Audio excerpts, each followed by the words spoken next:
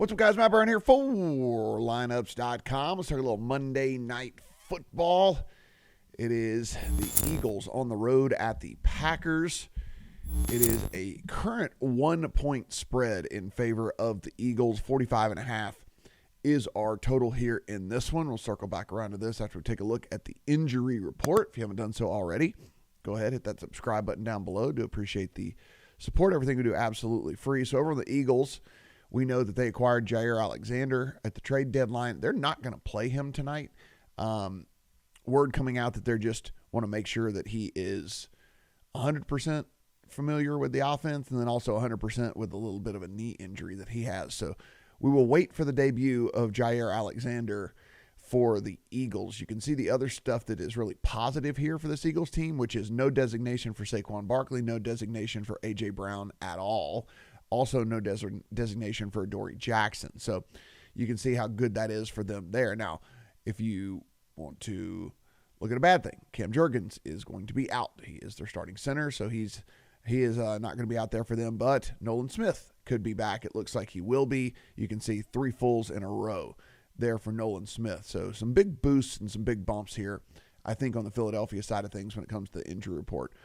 Over here on the Packers side of things, really, the only one you're looking at, Zach Tom, who is questionable. 3 limiteds in a row for him. He is a starter on that offensive line. And then you can see down here, Wicks and Williams are both listed as questionable. Golden listed as questionable, and he went the wrong direction, limited and then 2 DNPs. So not looking good for Golden there really at all. And then just a couple of limited practices for Savion Williams, and then all limiteds there for Dontavian Wicks. So receiving core, certainly something to keep an eye on when it comes to this Green Bay Packers team. Now, over here for the weather, it is Green Bay, and we are getting to that time of year. So sure enough, you can see we got a high of 38, a low of 22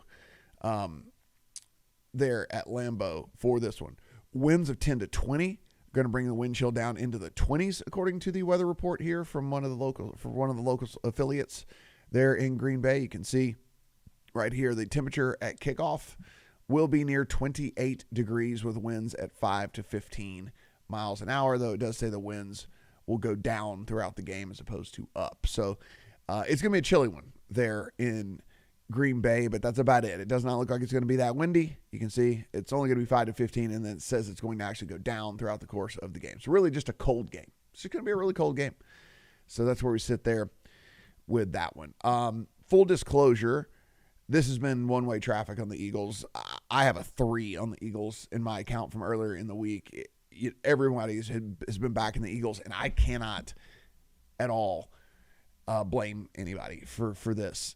It is Eagles 100% of the time are pass for me here in this one. The Packers have just basically played with their food, and it's come back to bite them a couple of different times. They've had to have very unconvincing wins in other situations. We have not seen 60 minutes from this Packers team since the first game of the season. I do not know what is going on, where they get these incredible lulls throughout the course of the game and not able to look like a functioning offense out there. And that being said, that's where we're at. And then it doesn't really help whenever you look at all the injuries that are on the wide receiving core as well right now. So, oh, by the way, your only consistent, real good receiver in Tucker Kraft, your tight end, is done for the season, is on IR for the rest of the year. He's gone.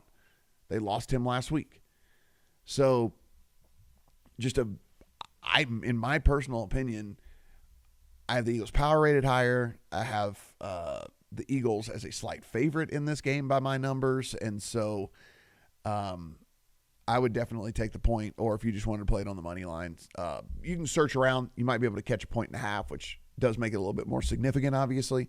So definitely do some looking around. This Eagles team, by the way, we talk about these Packers struggles. Where they've really struggled is in the red zone, right? Like they move the ball, and then once they get in the red zone, they cannot score. They're one of the worst teams in the red zone offense in the NFL, going up against one of the best red zone defenses in the NFL in the Eagles. So it is a weakness of the Packers going against a strength of the Eagles in this one. And then again, as I mentioned, the full strength nature of what we're basically getting from this Eagles team as well is, in my opinion, too much to pass up. So Eagles play for me here in this one. One player prop as well, and we're going to go to the receiving market. You remember I read off all of these injuries over here for this Green Bay Packers squad. You can see Golden, very unlikely to go. I mean, 2 back-to-back T&Cs. And then you still have Wicks and Savion Williams, who did not get in a full practice all week long. Maybe they'll go, maybe they won't. We'll find out 90 minutes before game time. But for me, the person I do know that is going to be Christian Watson. And so the thing for me here is I don't necessarily love Watson, only third game back here, off of his injury and all of that. But man, he might be the only true option outside of Dobbs out there, because I just don't think, and you can see even by the number, I mean, Tucker Kraft's props were way higher than this. I don't think Musgrave is going to be a one-for-one trade-off here with Tucker Kraft, who had become one of the better receiving tight ends in all the NFL. So I think it's probably going to be decently concentrated between Dobbs and Watson. And so with Watson having such a low number here at 39.5, you're not expecting this Green Bay team to throw for no yards in this one. And so even if you are on the conservative side, and I'll show you real quick that Love's number is listed at 232.5. Even if you're on the other side of that and you think he's on the low end, even if you think by a lot, right? Let's say you think by over 10% that he's maybe just a little over 200 yards. Well, I mean, those 200 yards still have to go somewhere. And like I said, the receiving core is beat up as it is with Tucker Kraft being gone. I think that you're going to see the targets kind of concentrated between Dobbs and Watson here. And the 39.5 is just a little bit too low. As always, shop around. Maybe you find 38.5, maybe you find 37.5 on Christian Watson if you want to get that into your account. But we're going to get some success through the air from the Packers. And outside of Dobbs, Watson really the only consistent receiver that they have there on the team.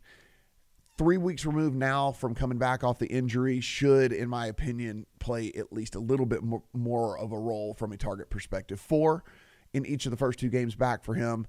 Wouldn't surprise me to see him get up into the 5, 6, 7, especially after the injury to Kraft and the injury to the other receivers as well. So we're going tonight. Just a couple plays for me. I'm on the Eagles. Really like the Eagles a ton. Monitor this, see if you can get a better number than 1. And then, of course, the props there on Christian Watson, playing off of all of the banged up stuff that we've seen from this receiving core. Now, this Eagles defense is certainly no pushover at all when it comes to the pass game, but they're middle of the pack. So I don't think that we're running from the Eagles here in this one. So Watson over on his receiving yards. Guys, we got this really cool deal going on with MGM as well. You can see they've got this first touchdown scorer thing where if you pick a guy to score the first touchdown, but he scores the second one, you actually get your bonus bets back into your account. So it's pretty great. It's nothing like whenever you pick a first touchdown scorer and your team just doesn't get the ball first, and then your guy actually does score, but it's just on the second possession. So you actually get your bet back there over at MGM. It's pretty great. Use the promo code lineups if you have not signed up for an account over at MGM, and you can actually get up to $1,500 in bonus bets refunded to you on your first bet should it lose. So that's a great sign-up offer for our friends over at MGM. And, of course, this channel, absolutely free. Hit that subscribe button down below. Do appreciate all of the support, and good luck on all your Monday Night Football bets.